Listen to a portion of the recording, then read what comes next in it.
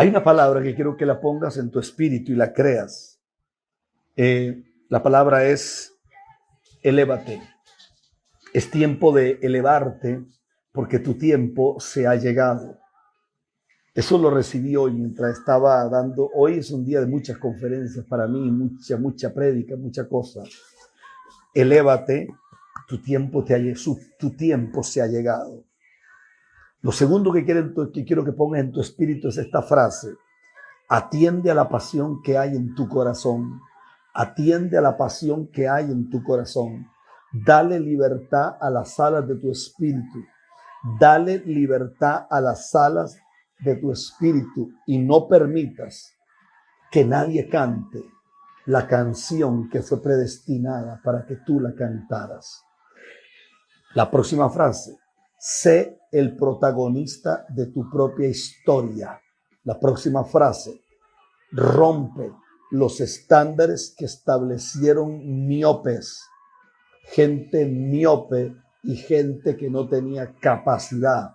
Tú no naciste para vivir en las limitaciones. Naciste para caminar, ver y entender lo que normalmente nadie entiende, ni ve, ni cree. Obviamente tendrás que volver a ver la palabra para entenderla. Si no, no la entenderás. Voy más adelante. El tiempo es una exhibición de la mente de Dios. El tiempo es una exhibición de la mente de Dios y a través de los procesos y propósitos o a través de las situaciones que hemos vivido. A mí la palabra proceso no me gusta, pero a través de las situaciones que hemos vivido y las realidades que nos han encerrado, entonces tendremos una perspectiva más cierta sobre la forma divina y cuál es el trato de Dios para las diferentes ocasiones en que vivimos. Que tiene oído para oír, que oiga. Ejemplo, cuando Jesús vino a esta tierra, la Escritura me enseña a mí que Jesús es Dios. Si Jesús es Dios, Jesús no tiene límites. Si Jesús es Dios, Jesús es omnisciente, omnipresente, todopoderoso. Es decir, Jesús puede estar en el mismo lugar, a la misma vez, en todo lugar de la tierra. Creo que es claro eso. Eso es lo que la Biblia me enseña a mí porque Jesús es Dios. Ahora, cuando Jesús vino a esta tierra, Jesús hizo dos cosas. La primera fue que se limitó a tiempo y la segunda es que se limitó a espacio. Se limitó a tiempo y se limitó a espacio. ¿Cómo explica eso, pastor? Se limitó a tiempo es que según la Escritura, Dios es desde la eternidad hasta la eternidad. Según la Escritura, Dios no tiene comienzo de días ni fin de días. Según la Escritura, Dios no envejece.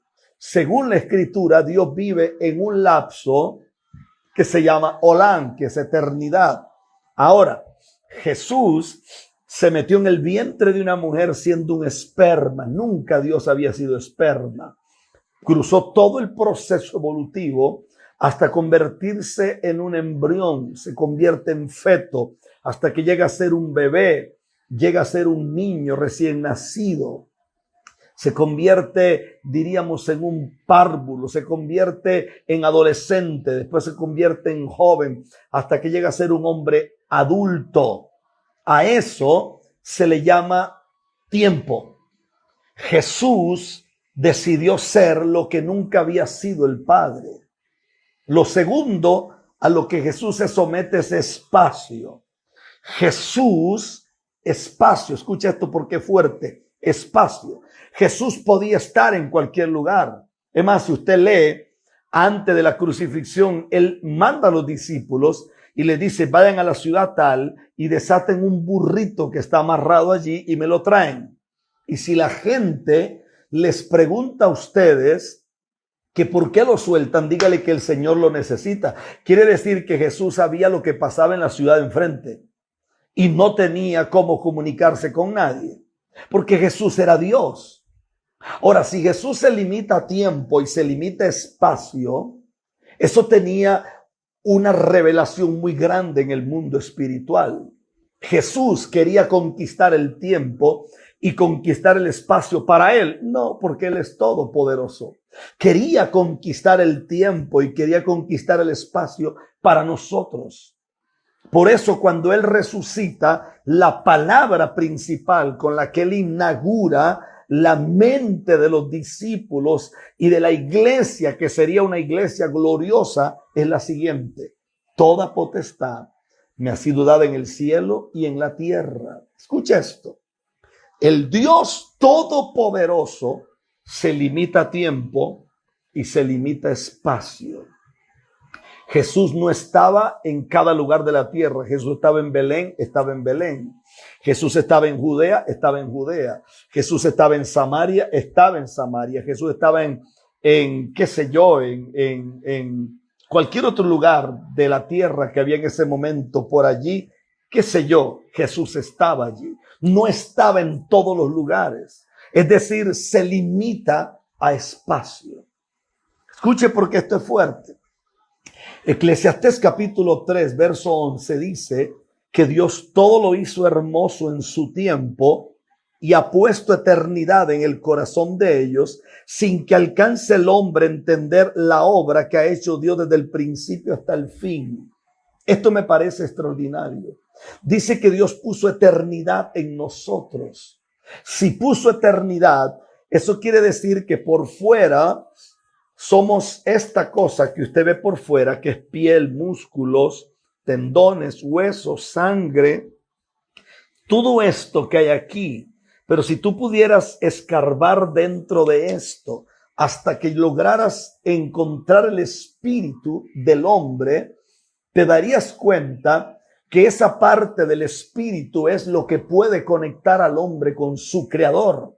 Y a esa parte del espíritu se le hizo un depósito llamado eternidad, llamado Olán. Y esa parte de eternidad llamada Olán, según la escritura, el hombre tiene problemas para entender eso. ¿Por qué? Porque el hombre se siente muy costarricense. Las mujeres se sienten muy dominicanas. La gente pelea por su gallo pinto costarricense o su gallo pinto nicaragüense. La gente pelea por sus tortillitas mexicanas. La gente pelea por su chimol guatemalteco. La gente pelea por su bandeja paisa de Medellín, Colombia. La gente pelea por los cuñapé de Bolivia. La gente pelea por el ceviche peruano. La gente pelea por los mariscos de Ecuador. La gente pelea por nacionalismos, cuando realmente nosotros no somos seres nacionales, sino seres eternos. Seres eternos. Porque dice que Dios puso eternidad en el corazón de ellos, y ahí la palabra se cambia por espíritu, sin que alcance el hombre a entender la obra que ha hecho Dios desde el principio hasta el fin. Este verso está revelando algo muy grande. Este verso está citando Isaías 46. Isaías 46, verso 9 dice que Dios la historia nuestra la empezó en el final y después se devolvió al principio. ¿Cómo es eso, pastor? Sí, José tiene un sueño donde José se ve en el palacio, José se ve con las mejores ropas, José se ve delante de los mejores vinos, José se ve en el mejor palacio del mundo, José se ve con las ropas reales. Sí, pero sucede que ahora, en el presente, José se ve lleno de odio de sus hermanos, se mira vendido por sus hermanos, se mira en medio de una caravana que iba rumbo a Egipto, José se mira en medio de una familia que no es la de él, después se ve metido en una cárcel injustamente y usted pregunta, ¿y por qué? Porque para llegar al palacio primero tienes que pasar todo eso, porque de lo contrario serías un esclavo sentado en la mesa o en la silla de un rey. Parece que ese ha sido el problema más grande que hemos tenido hasta el día de hoy. Escuche, el que tiene oídos para oír, que oiga. Dice Eclesiastés que Dios todo lo hizo hermoso en su tiempo. No dice en el tiempo. Dice que lo hizo hermoso en su tiempo. Y ese su tiempo tiene que ver con este diseño humano al cual se le introdujo eternidad. Obviamente la eternidad no está en esta piel porque esta piel se envejece. Obviamente la eternidad no está en los huesos porque los huesos igual se enferman, se deterioran por la falta de calcio, les da osteoporosis, les dan dolores en las articulaciones y hay diferentes cosas que ocurren. Escuche porque esto es poderoso. Entonces Eclesiastés 3:11 dice que ha puesto eternidad en el corazón de ellos sin que alcance el hombre a entender la obra que ha hecho Dios desde el principio hasta el fin. Esto me parece impresionante porque al hombre o la mujer que se le revele y se le abran los ojos del entendimiento, ese hombre o esa mujer entonces podrá registrar que dentro de sí lo que hay no es desgracia, lo que hay no es ruina, lo que hay no es una línea generacional o una genética de robo, de muerte, de miseria, de desgracia, sino que lo que hay más bien es una genética, se la cambiaría por genoma. Escuche esto, lo que hay es un genoma divino que se llama eternidad, porque el eterno, que es el gran Olán, puso pequeñas eternidades en cuerpos físicos, pero esas eternidades solamente se activan cuando yo vuelvo a entrar en contacto con lo divino y entonces lo divino,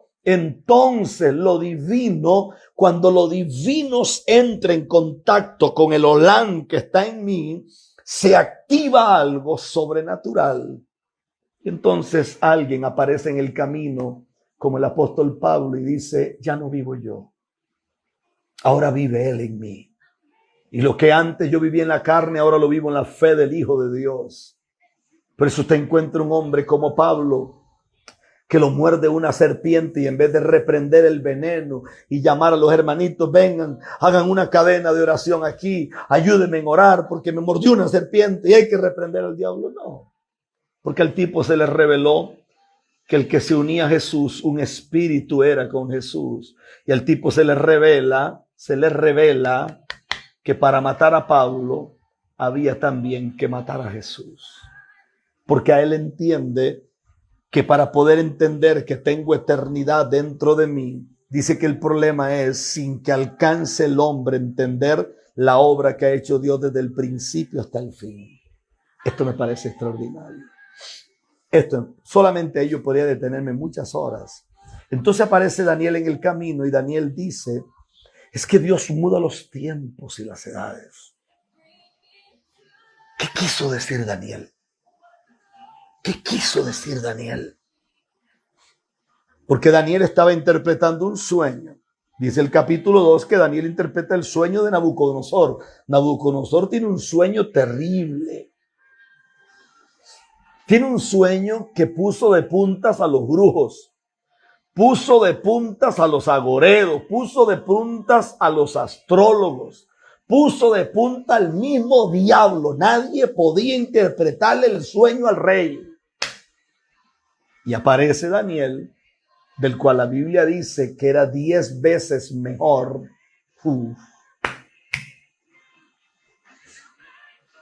Y aparece Daniel, y en el verso 20 dice, bendito sea el nombre de Dios de siglos en siglos, porque suyo es el poder y la sabiduría. Él muda los tiempos. Él está diciendo, Él tiene diferentes tiempos, y dentro de los tiempos diferentes, acabamos de alterar el tiempo cronológico y aquí la eternidad del Padre se metió en esta eternidad y en este minuto las horas dejarán de ser 12 horas normales de día y 12 de noche, porque en este minuto lo que no ocurría, ocurrió. En este minuto, ese Dios eterno se introdujo a esta realidad, cambió el esquema cronológico y metió uno de sus tiempos. Y dentro de esos tiempos, decidió revelar lo oculto.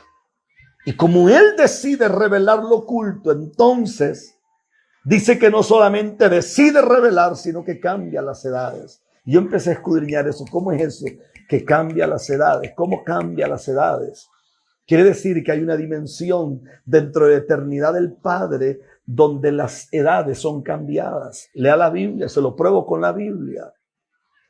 Dice la escritura que Sara era una mujer ya mayor, pero dice que el Padre le dio una palabra a Sara y parece que la eternidad se le activó a Sara.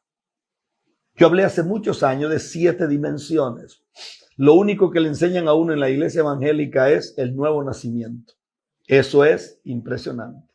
Lo segundo que a usted le enseñan en la iglesia es el bautismo con el Espíritu Santo y la evidencia de hablar en otras lenguas. Lo tercero que te enseñan en las iglesias es la unción de Dios. Usted tiene que ser ungido para predicar, Esos son puros cuentos.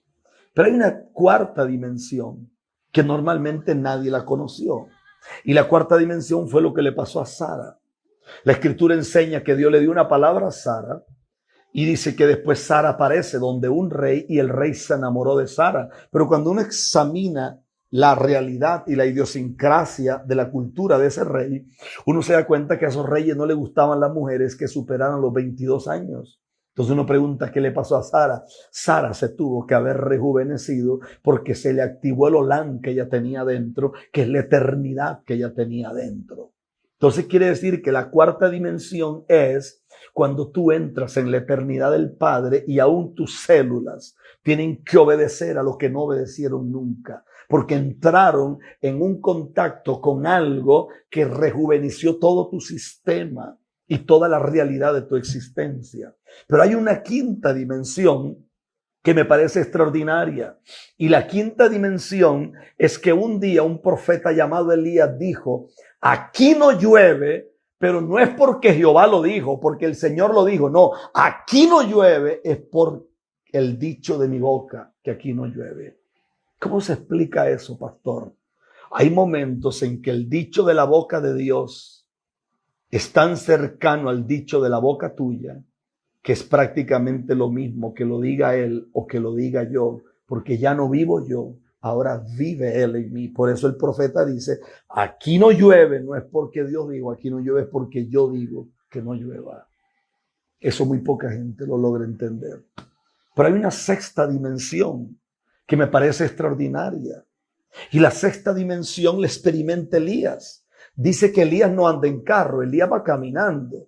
Y dice que Elías le dice a Giesi, dígale a Acab que corra, que se monte en su carro y corra a Jezreel, porque viene una lluvia muy grande. Y cuando Acab llega a Jezreel, dice que Elías ya había llegado a Jezreel. Quiere decir que Elías fue transpuesto por el Espíritu. Hello, pero eso le pasó a Elías. No, señores, también le pasó a Felipe. También le pasó a Felipe. Entonces escuche, dice, sí, pero solamente pasó en la Biblia. No. Lea un libro chiquito llamado Como un viento recio, y el libro de Como un viento recio de Mel Tari, o lea la historia de Whitefield, y usted se dará cuenta, o lea la historia de Juan Bunyan, o lea la historia de David Livingstone en el África Oscura, en Mozambique, o lea la historia de un hombre tremendo llamado Seymour, que fue el moreno que empezó el avivamiento en la calle Azusa, en Los Ángeles, California. Después llegó un norteamericano blanco y se metió en lo que no le importaba y arruinó el mover de Dios. Pero eso es parte de otra historia. Quiere decir que hay una sexta dimensión. Dice la historia del viento recio, que dice que Mel Tari jamás compró un boleto de avión. Dice que se encerraba en una habitación con unos ancianos y se desmaterializaba y aparecía en otro país. Aparecía en otro país. Pero hay una séptima dimensión. Y la séptima dimensión le pasó a Jesús. Dice la escritura que Jesús llegó a un monte y se transfiguró. Se transfiguró. Ahora, es interesante porque transfigurado los discípulos sabían que era Jesús. Quiere decir que aunque estaba vestido de gloria, mantenía una apariencia física idéntica a la que tenía cuando estaba abajo del monte. Dice la escritura que aparecieron Moisés y Elías, apareció la ley y aparecieron los profetas, la ley, los profetas y la gracia. Ahí estaban los tres, ley, profeta y gracia. Obviamente los dos testigos de Apocalipsis aparecieron allí. Pero es interesante porque dice que Jesús empezó a brillar. Y usted dice, wow, pero le pasó a Jesús porque era el Hijo de Dios. No, le pasó también a Moisés. La Biblia dice que Moisés tuvo que taparse el rostro. Dice que Moisés se tapó el rostro para que la gente no lo viera. porque dice que si la gente no podían verlo a él, tuvo que taparse el rostro. Eso dice la Escritura. Entonces es posible no andar pidiendo señales y es posible convertirte en una señal de Dios en la tierra de los vivientes. Es posible eso. El tiempo se está dando volado. Yo ni siquiera he empezado a hablar.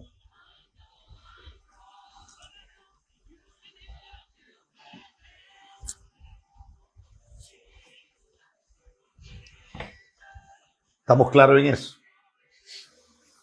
Brillaba, claro, brillaba. Brillaba porque el resplandor de la gloria de Dios, o por lo menos a lo que él se expuso, se le manifestó, se le pegó, se reflejaba a él. Es posible eso. Es posible eso. Es posible brillar. Es posible. Yo iba montado en un avión hace muchos años, bueno, tal vez no tantos, pero hace algunos años atrás, viajando por el continente africano. Me monto en una ciudad y voy rumbo a otra ciudad porque tengo que predicar en 2 estadios gigantescos. Y cuando me monto al avión, yo voy sentado en un lugar y no sé por qué, pero yo tenía que ir bastante adelante y me pusieron bastante atrás. Yo no tengo problemas con eso, me siento donde sea, no tengo problemas con eso. Pero entró una mujer, era una mujer morena, parecía, qué sé yo, parecía como a Naomi Campbell, parecía una modelo de esas top model que le llaman, una morena. Y todos los hombres, hasta los pilotos, salieron y yo escuché el ruido, porque hay algunos africanos que son bastante groseros y dicen muchas cosas, tal vez no piropos feos, pero son como muy bulliciosos. Estoy en silencio. Toda la vida ando un libro, estaba leyendo y recuerdo que entonces miré por el pasillo para ver qué pasaba y venía aquella mujer altísima y todos aquellos tipos diciéndole muchas cosas estúpidas como las que habla mucha gente. Y entonces a mí, pues, ¿qué voy a hacer? Yo recuerdo que yo seguí. La mujer pasó porque iba al baño, seguramente, y yo seguí con mi libro. Pero cuando el avión subió y que ya agarró estabilidad de vuelo, yo recuerdo que ella salió de su silla y ella se me quedó mirando y me habló en inglés y me dijo que quién era yo. Yo ni siquiera imaginé que iba hablando conmigo. El avión iba extremadamente vacío, íbamos quizás unas 100 personas, un avión que valía que habían unas 300 personas. Y recuerdo que yo le respondí que era un ministro de Dios, que iba a ministrar un evento. Ella se me quedó mirando y me dijo, nadie en este avión brilla, pero en este lugar hay una luz, me dijo. Y quiero que sepas algo. Satanás me montó a mí, a este avión, para arruinarte a ti. Yo fui comisionada para enredarte a ti con todo lo que yo sé. Y yo me quedé mirándola así. Y yo pues, no sabía ni qué responderle. Ella me dijo, pero hay algo. Y es que los seres de luz tienen problemas muy serios. Me dijo, cuídate, porque tu problema no es tu ministerio, me dijo. Tu problema no son los milagros que ocurren cuando tú predicas. Tu problema no es que prediques bien o no prediques bien o que seas un tipo con alto conocimiento. Ese no es tu problema, me dijo. Y me miró los ojos y me dijo, sé que te llamas Rafael. Y me dijo, tu problema grande por el cual Satanás te odia es porque tú brillas. Eso me sacudió. Yo agaché la cabeza así y empecé a hablar en lenguas, calladito. No le respondí nada, ella se fue, se sentó no sé dónde. Cuando yo me bajé del avión, ya todo el mundo había bajado, yo ni siquiera volví a ver a esa mujer, ni me interesaba volverla a ver. Pero ese día empecé a pensar y yo le dije al Señor, Señor, es tremendo porque Qué tremendo es cuando tú tienes que presentarte y tienes que decir que tú eres fulano, que tú eres aquí, que tú eres allá, porque no te reconocen.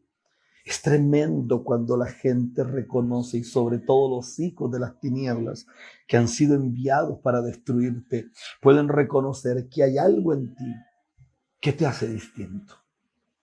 Quiero que escuche y aprenda esto. Escuche esto.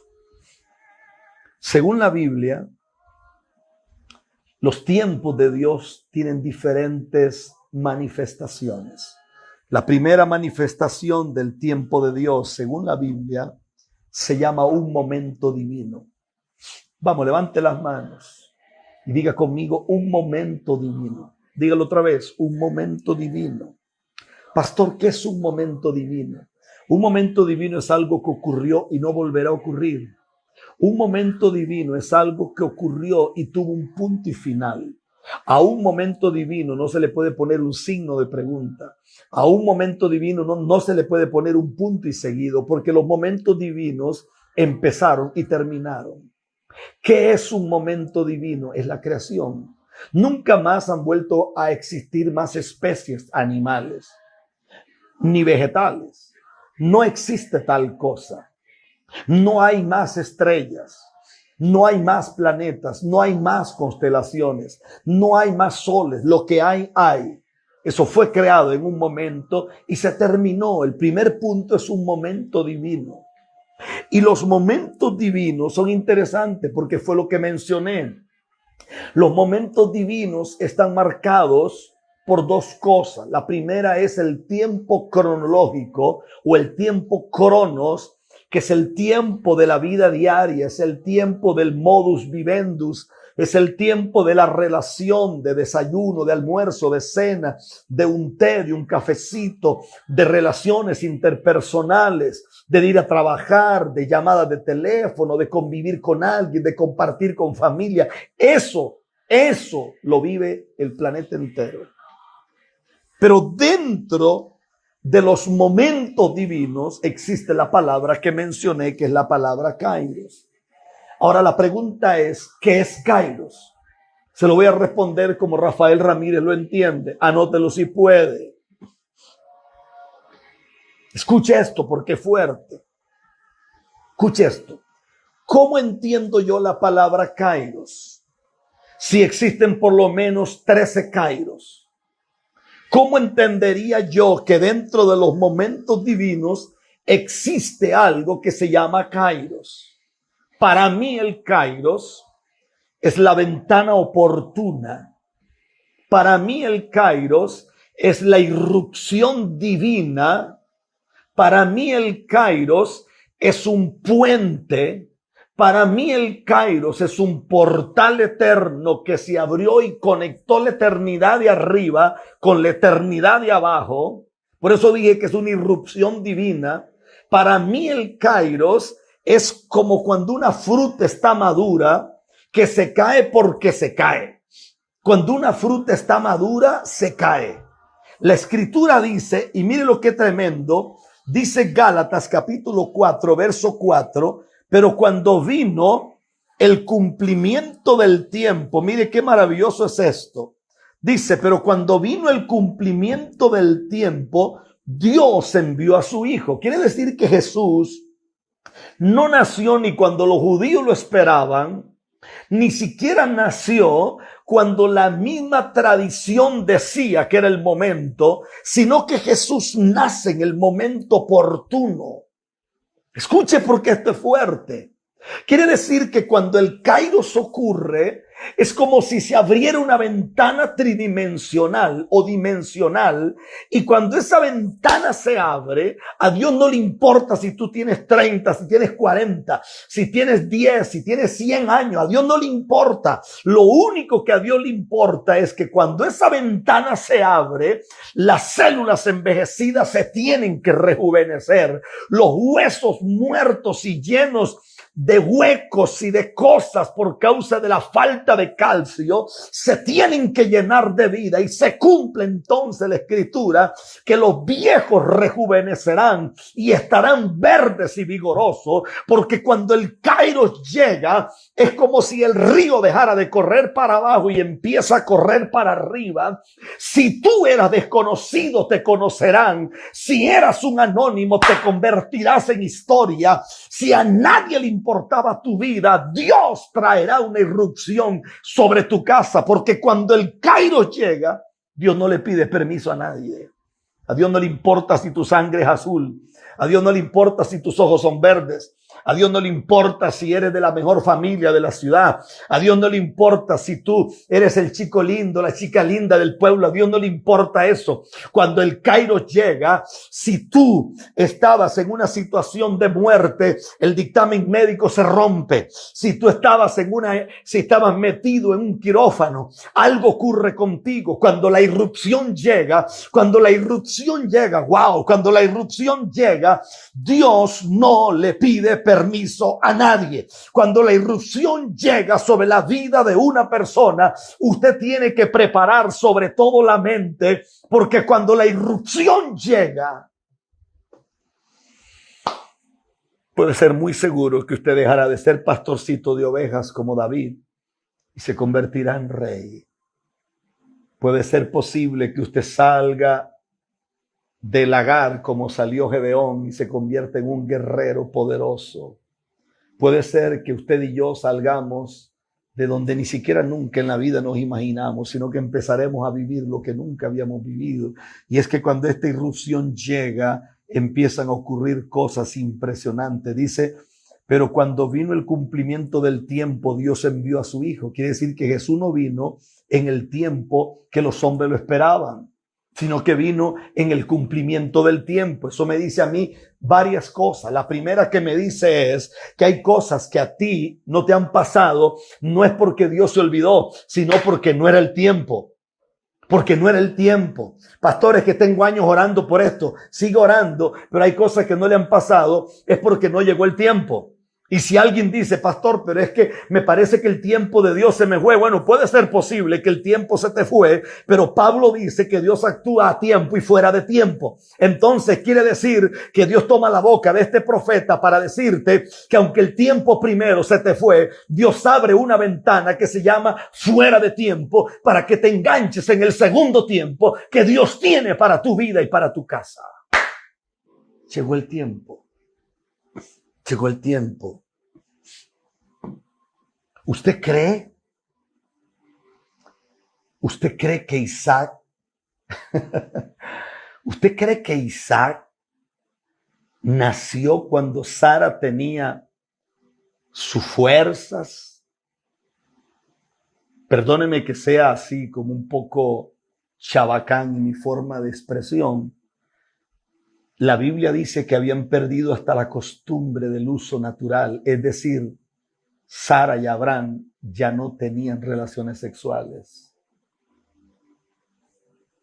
Por eso Sara le dice a Dios, ¿volverá una mujer a mi edad a sentir placeres? Porque seguramente a Sara se le había suspendido la menstruación hacía mucho tiempo. Sara ni siquiera tomaba estrógenos como los toman algunas mujeres. A Sara le habían pasado la meno y la mucha y las tantas pausias que ya no había salida. Según la escritura, los espermas de Abraham estaban muertos. La matriz de Sara estaba más seca y más estéril que nunca. Pero Isaac no nació ni cuando ellos estaban jóvenes, ni cuando ellos tenían fuerza, ni cuando ellos tenían deleites. Nació en el cumplimiento del tiempo. Quiere decir que al Dios de este libro le gusta demasiado salírselas con las suyas. ¿Por qué? Porque a él no le gusta compartir su gloria con nadie. A él lo que le gusta es que cuando el recurso humano termina, ahí empieza lo divino.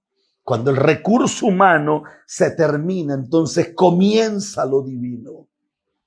Estamos hablando apenas del momento divino. O sea, Isaac, ¿por qué cree que le ponen Isaac? ¿Por qué cree que le ponen Isaac? El hijo de la risa, o el hijo que me llenará de risa a mí. Porque según este verso, que está en el libro de Génesis, este tipo de gente vivía en una situación muy difícil porque no podían tener hijos. Puede ser muy seguro que había un poco de amargura en el corazón. Puede ser muy seguro que había una situación de frustración mezclada con un poco de depresión. Y Sara entonces llega un momento donde Sara dice, wow, Dios ha llenado mi boca de risa. El hijo de la risa. Debería de estar aquí para que me ayudaras a poner todas esas cositas y no allá metida tan lejos, por amor a Dios. Esto es solamente para gente de alto calibre. Esto no es para miopes. Entonces el que tiene ojos, ábralos. Y el que tiene oídos, escuche. Porque esto es para usted. Escúcheme. Escúcheme. Escuche esto. Escuche esto. Sara no dudó. Sara pensó que Dios estaba burlando de ella, que era diferente. Porque si Sara hubiera dudado, entonces hubiera existido incredulidad. Y al existir incredulidad, eso hubiera sido un pecado. Por eso fue que a Zacarías lo dejaron mudo, porque Zacarías sí dudó. Cuando tú encuentras en la Biblia que a alguien le dan una palabra y le pasa algo fuerte, como lo que le pasó a Zacarías, es porque hubo duda. Escuche esto. Hay dos formas de caminar en la vida. O por curiosidad, porque realmente anhelas conocer algo, o desde la duda. Cuando tú dudas, entonces la promesa no se cumplirá a menos que Dios te pegue por la cabeza con algo para que se te caiga la estupidez de encima. Pero cuando tú mueves desde la curiosidad, parece que a Dios le gusta eso. Escucha eso. Escucha eso. Escucha eso. Si,